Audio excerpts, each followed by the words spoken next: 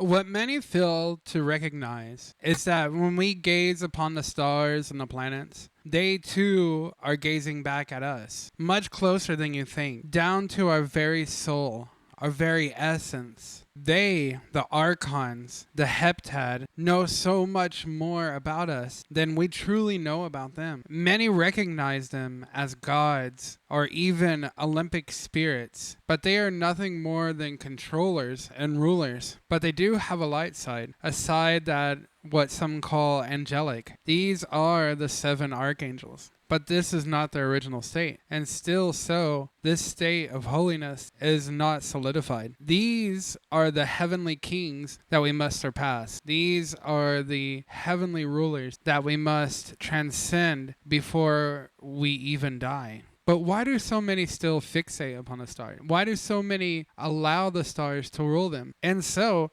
why do so many deny the power within the stars? Why do so many reject them outright as if they aren't a part of the greater puzzle of transcendence and salvation? These are the questions that I want to take on in this episode. I'm your host, Elder Zimriah. You're watching Gnostic Revival, and this is episode 18. The stars are not your gods.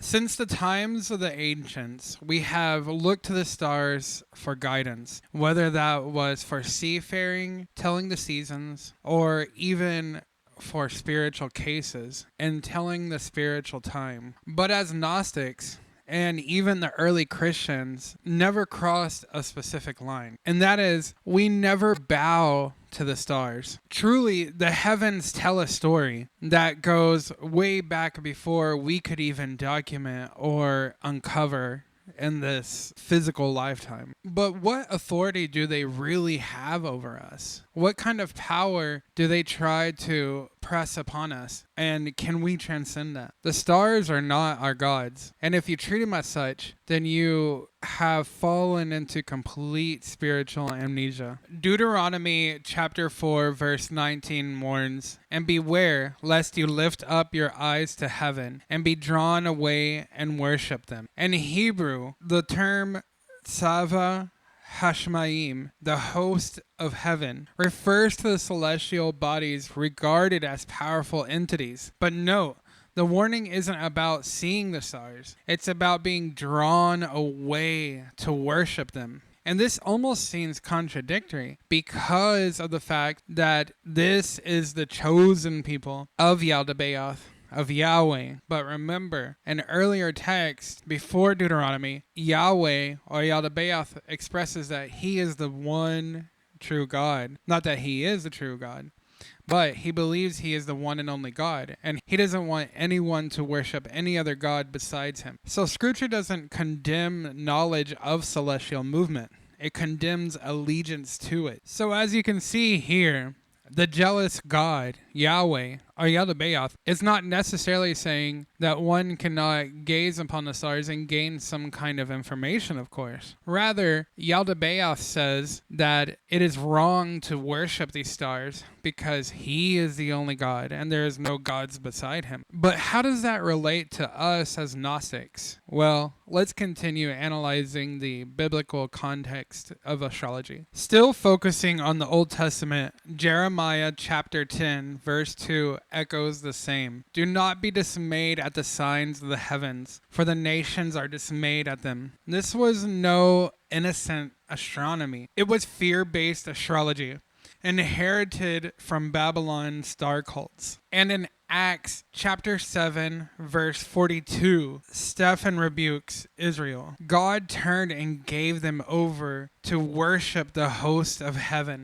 This judgment did not fall on scientists or mere stargazers. It fell on those who surrendered their agency to fate. Gnostics, too, reject that fate. We remember the stars may move the body, but only forgetfulness allows them to move the soul. So where is the line drawn biblically? How do we know where gazing becomes an overt form of worship? One story we can look at is the story of the three magi. Whenever they saw the sign in the sky that let them know that the King of the world had been born, that the Lord of heaven, the Lord of heavenly hosts, was born upon earth. But even still, this doesn't do its justice. So let's look further into the New Testament to see where this line is actually drawn. Paul writes in 1 Thessalonians chapter 5, verse 22, "Abstain from every evil." But in Greek, the word eidos, meaning appearance, shape, or form. It's not a blanket ban on symbols or systems. It's a call to avoid all semblance of harm, including spiritual servitude to create things.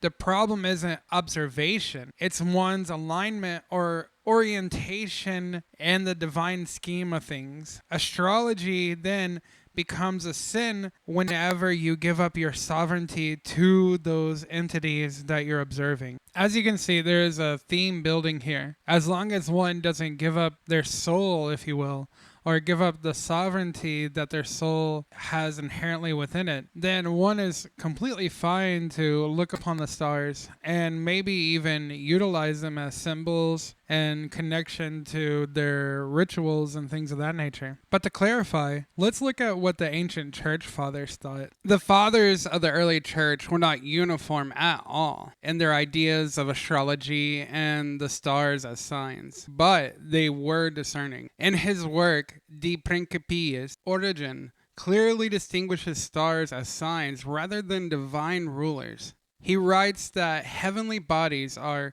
living beings, yet they have been given bodies to provide light. And crucially, that the moon reflects the light of the sun, but the church's relationship to Christ, stopping there, is an analogy showing stars as symbols, not sovereign deities. Augustine denounced deterministic astrology, yet left room for the stars as being signs. In Confessions, Book 7, Augustine recounts his time studying astrology and becoming convinced of its fallacy. He posits that accurate predictions should subject twins born under the same chart to identical lives, yet they don't, providing the fallacy of astrology, as he states. Later, in City of God, he allows that astrology can describe natural rhythms like weather and even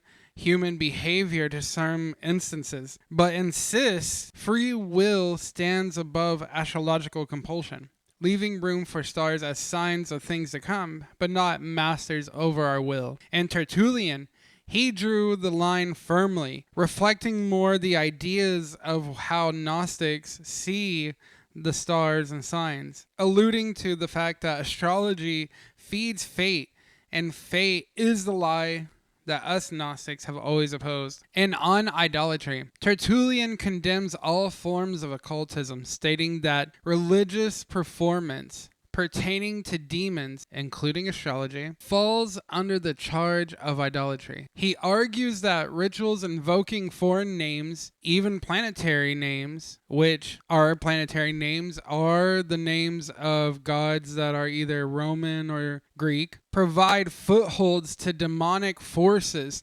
stating that he ought to be sure that there are gods of thresholds, spiritual beings assigned to places or powers.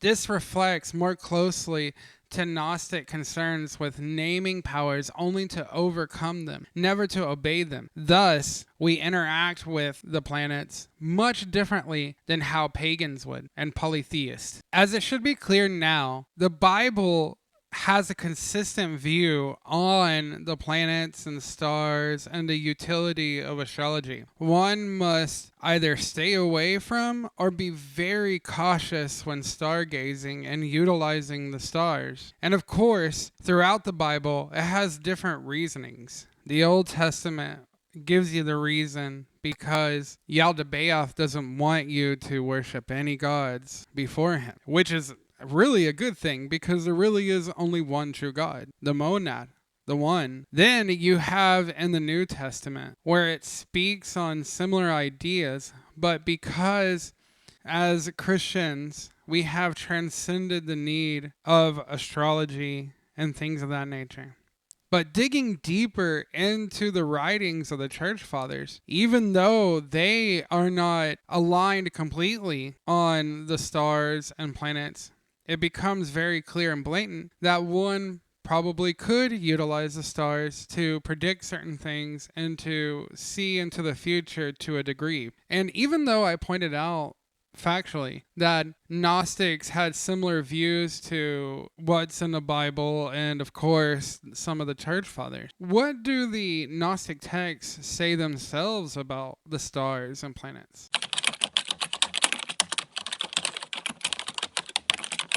The biblical authors warned us that these planets and stars are some kind of demonic creatures. They blatantly call them entities, and even stating that to worship them would be in defiance of the God of the world, Yaldabaoth. But if these planets and stars are just mere demons or fallen angels, then why are they there in the sky with such significance? Why is it that the pull of their drag sways our weather patterns, some people's behaviors, and the movement of politics and war and things of that nature? They're definitely not gods as the polytheists try to make them out to be. But that's the thing. None of these groups, polytheists or mainstream Christians and even the Hebrews, don't have this answer. So we have to look at the Gnostic text, which eventually reveals to us that these planets, these stars,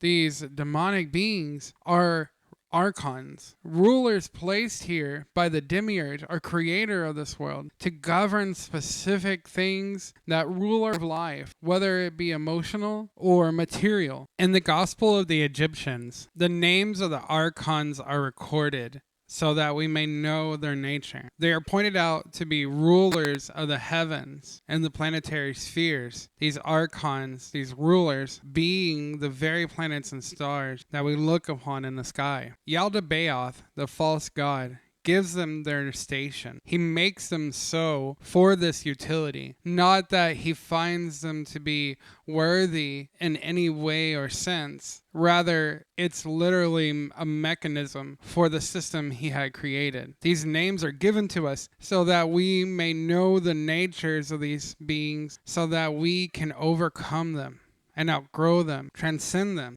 As the Gospel of the Egyptians states, and he appointed 7 archons over the 7 heavens. Each had a name, a face, and a sign. The Gnostics were very serious about naming these 7 beings and their 7 planets. It wasn't a matter of trying to find the perfect way to worship these beings. Far from it, actually. In the system of Gnostic prayer and magic and ritual, the naming of these beings ties them to something that one can control, and utilizing the frequency of their name through specific vibrations and things of that nature, and using their names and spells so to placate them, and utilizing them in the way of frequency, as in repeating their names and things of that nature, is meant to utilize their name so to be a key to unlock certain things within the universe.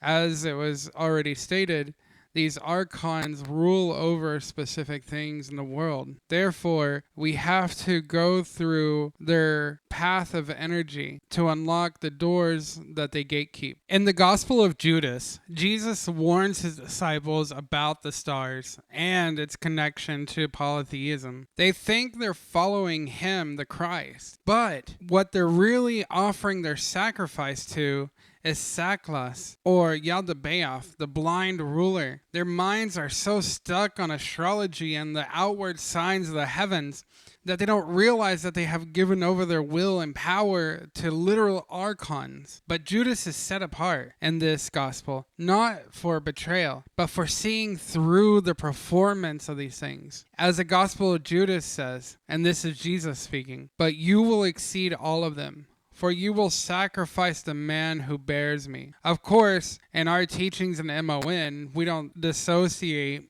Jesus the Spirit from Jesus the man. But in this context, it is to teach us that Judas played a significant holy role, not by sacrificing animals and things like the Hebrews did around him. He is raising up the Christ quite literally, and this being his sacrifice. And ironically, it being the main sacrifice to Yaldabaoth in a way, so to placate his power. Sophian mysteries are like this all the time. There is always a great amount of truth, but there is also a surmounting paradox being built. And of course, this isn't to try to trick anyone or to fool anyone into doing something they're not supposed to spiritually. But the idea is to keep one critical, to keep one paying attention and realizing that not everything in this world is as it seems. And also, it's the fact of the matter that Sophia had once had to descend in a paradoxical way after uniting with Logos and creating Yaldabaoth, and then her descending through the spheres to be born as Mary Magdalene. These are the type of paradoxes that make us realize that the archonic powers have some kind of pull and power in this world. And this is depicted perfectly in the Pistis Sophia. As Sophia rises, she's met with the resistance of the Archons, those ancient demons that our Gnostic ancestors speak of so often. She doesn't argue with the Archons, and she doesn't utilize a sense of flattery to try to bypass them. Instead, she calls on the light of the Most High, the monad. And in that call, the light descends, and she's able to move forward. We cannot appease the Archons lest we become a part of the archonic system. We have to pass through them through placation. We have to utilize the power of transcendence. As the Pistis Sophia says, "Deliver me, O light, from this lion-faced power, for it has taken my strength and drained my light." This is the true difference between something like astrology and gnosis. With gnosis, one can truly know oneself. In fact, one has to start discovering themselves to be able to receive gnosis. But with astrology, it can show you patterns. It could even be correct, maybe 5 times out of 10, but it can never ever describe you truly as you are. Even then, astrology calls for interpretation. So one's own input has to go through astrology, and it's not the stars themselves that tell you these things. And this points to the fact that these archons are not gods. They didn't create this world. Therefore, they don't have the full grasp of power as the pleromic beings have. The gospel of truth tells us the soul fell into forgetfulness. It became surrounded by illusion, fear, and the repetition of cycles. Now, one thing that people tend to miss is the fact that the Archons never created this world. They only manage it, and it's Yaldabaoth who reshapes it in the image that he likes. In truth, we are living in a matrix. This is the womb of Sophia, the womb of our mother. Yaldabaoth can only reorganize and reshape things through a primordial material that's pointed to in Genesis, as it says that the earth was void and without form. But like I said, this world, this universe, was created by Sophia and Logos. And now we rest in the womb of her. So therefore, liberation from the archonic trap doesn't come from pleasing these beings. We have to remember where we came from. We have to realize that our soul is something completely different than the thing that is formed around it. As the Gospel of Truth says, error was angry with him, cast him into a fog, and forgot who he was. But the truth spoke, and he listened. And the hypostasis of the Archons, these rulers or Archons, try to bind the soul, trying to wrap a fate around the body and the being, and enforcing limitations upon the body. But the soul can only mock the body, because the soul has an energy, has a way of being that is wholly different than the body. And that's why we need the mind for these two things to speak to each other. As the hypostasis of the Archon states, and the soul mocked them, and they were disturbed, for she was a child of the light. This isn't to say to fear the planets or the stars, and certainly we shouldn't try to worship them either, or please them, or bow to them in any form or fashion. Of course, the Archons have their place and their duties and the whole cycle of reality, even according to the pleroma and things of that nature. But the fact of the matter is that the true pure light only passes through them, and they are not the originators of it. So this is to say that Gnosis walks through their gates, but it never pays them anything more than what they deserve, really. In the next section, we'll explore how these planetary powers were reinterpreted into forms of transformation. We're going to take a look at what happens when we reach upward toward the light and how we get through these gates.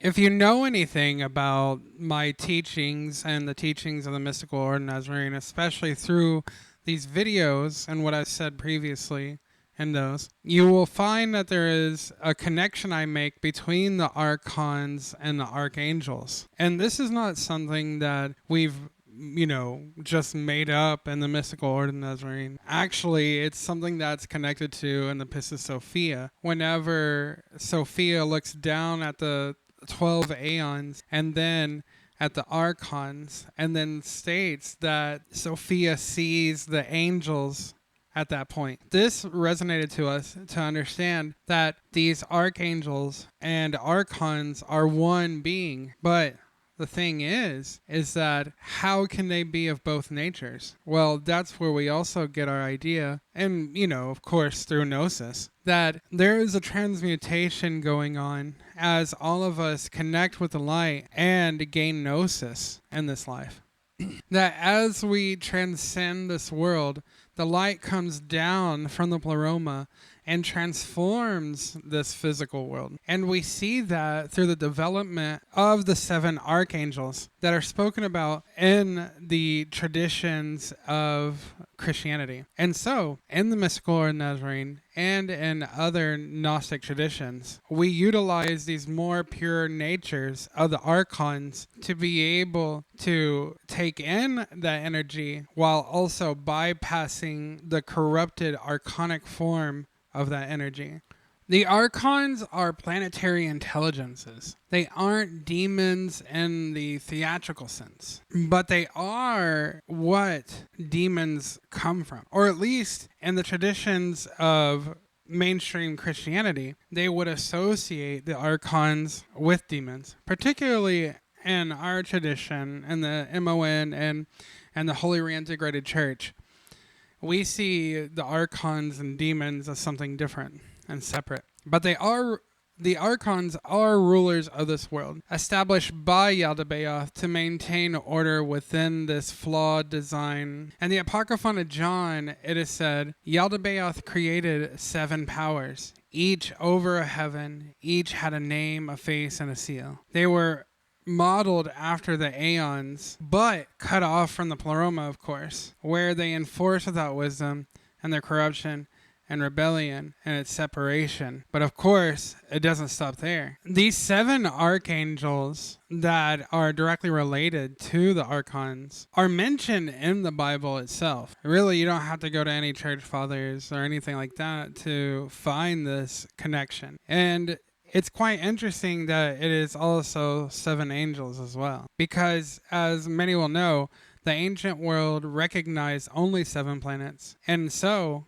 we have 7 Archons. The connection is quite clear. In the Pistis Sophia, it says, "And I looked forth, and I saw beneath the 12 aeons, and I saw a great light power, and I saw the 12 aeons below, and I saw the Hymarmene, and those who are in it, and I saw the sphere, and those who are in it, and I saw the fate, and those who are in it, and I saw the Archons are in their aeons, and I saw the angels who are in the air, and I saw the human race which is in the earth, and I saw all those who are in the underworld." So here we see a link between not only the aeons and the archons, but archons to the angels and the delineation of those powers. This too is echoed in Revelation chapter 8, verse 2, where it says, "And I saw the 7 angels who stand before God, and 7 trumpets were given to them." This direct connection with the number 7 is by nothing accident. Here we see that we're supposed to connect the archons to the archangels that stand before the throne of God. And why is this? Well, it's because of ritual technology. We have to connect with these more pure powers, but we can't utilize the powers of the archons themselves. Their corrupt nature will only corrupt us further. Ritual in and of itself is not the danger of all this, but it's the calling down of the wrong powers, or having the proper intent, but calling the wrong names, or even utilizing the wrong frequencies. All of these things are built off of frequency and resonance, and we don't want to take in the resonance of corruption. We want to take in the resonance of the light. Utilizing the archangels and their names and their differentiated power that has been created through the transmutation developed by human activity is the connection to the source that we should strive for. So we can utilize the names of the archons when we're placating them and trying to banish or bind them. But it is only whenever we're taking in the good light that we should utilize the archangels. So never bind an angel, but bind an archon, if that makes sense. Pseudo-Dionysius described the angelic hierarchy not to elevate angels above man, but to show the order of divine movement. Every level radiates light downward, but only from the source above. First Enoch tells us that watchers fell because they took authority not given to them. They became objects of worship, and worship corrupted them. Scripture also warns us the same. In Colossians chapter 2, verse 18, "Let no one disqualify you, insisting on self-abasement and worship of angels." Here we see another connection with the worship of stars in the form of angels. Angels were meant to mediate this power, but they do not dominate it. It is the archons who try to dominate it. And so, when we utilize angelic names, we do not utilize a dominating force. Idolatry doesn't always look like the raising of golden calves or anything of that nature. Sometimes it's just as simple as putting too much weight into something that you shouldn't be putting so much weight into. That we bow to something that we shouldn't be bowing to. Yet, we should be commanding it. As even the Bible says that Jesus has given us authority over every angel, over every demon, over every scorpion and snake that crawls upon the ground. It is with the same authority that we call upon the archangels and to utilize that energy so that we can open the gates of the archons. Almost similar to how we utilize the aeons, but the aeons are used for something that would be much more powerful and much more direct with the divine light. So as Gnostics, we have to be very sure of ourselves in that way. We have to be sure that we're utilizing this ritual technology specifically in that way, because we don't want to just push away everything in our tradition, like how mainstream Christians tend to push away ritual and magic and specific ways of prayer and meditation. No, this tradition is much more mystical. This is the true mystical nature of Christianity. And so we can't just throw these things out as if it's completely evil. But we do have to be aware and walk that fine line.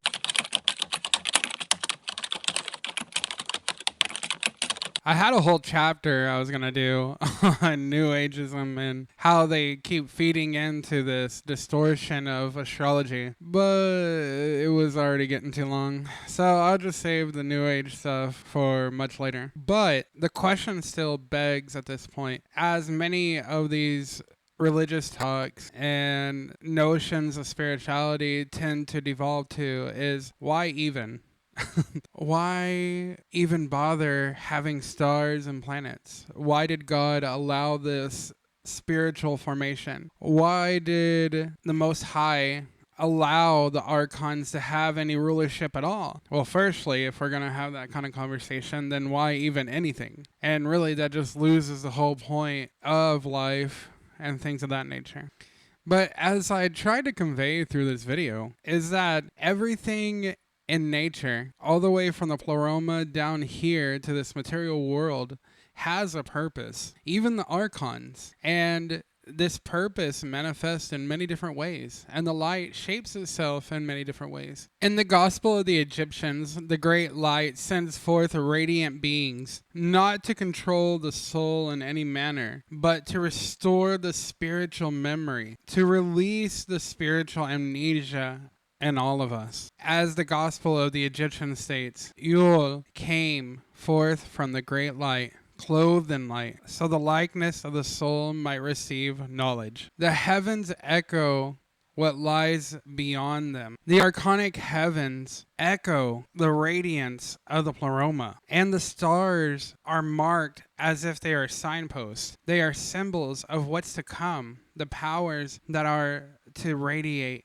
through us when it is time. Not thrones of the glorification of the ego, although they can become that, but that is a trap. So to receive this light, this specific light from the pleroma, and the way that only we can receive it has to come through these pathways, these doors, these gates, the ways that the Archons guard themselves. And this is why in the mystical order of the Nazarene, we connect the planets and the Archons and Archangels to the 7 lampstands of the body, or what is called in the Hindu religion or in Tantra, which is the esoteric form of the Hindu religion, is that this light is within us. These 7 planets, these 7 gates, these 7 Archons, the 7 Archangels, all these things are a part of us because they made us that way. They made our body this way. So to build the spirit up, to bring in that light, these things must be honored. But again, as I said throughout the video,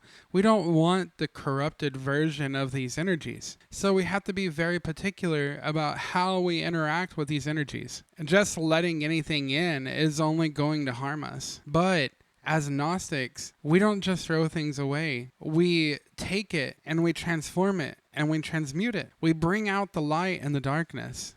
And that is our whole purpose as Gnostics. So when we look up at the stars, whenever we gaze and we try to learn from them, let it just be that. Let them be teachers. Let them be forces that you command as angels. Remember, it's your choice and you're the one that's in control. No Archon, no dark spirit has power over you unless you allow it. And this is one of the ways of how we don't allow the Archons to take control of us. With that said, brothers and sisters of the light, this is the end of our video. So if any of this resonated with you or if any insights clicked with you, please share it. Send it to a friend. Send it to your neighbor. Send it to your brother or sister if you have one. Send it to your girlfriend or boyfriend. Send it to your mailman. There you go.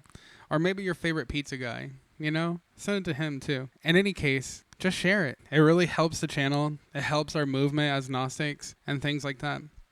Click the notification bell, subscribe if you haven't subscribed, and if you feel up to it, go down in the description, click the link tree, grab some merch, maybe grab my book, If you're interested in the mystical or Nazarene, I got a link for that too. Follow me on X. Maybe donate to me on Buy Me a Coffee. Any amount really helps. A penny, a quarter. But really, I don't know how the website works. So I don't know if you can send me a penny. With that said, I do have some subscriptions. So look into that. Like I said, anything helps to get this movement going. We can only do this together. No one can do any of these things alone. I definitely can't do any of these things alone. And so I'm inviting you to join me on this journey to raise awareness of Gnosticism and this, true tradition of the Jesus movement. We are all in this together. And with that said, brothers and sisters of the light, always remember the light. For when it is time, the light will remember you too.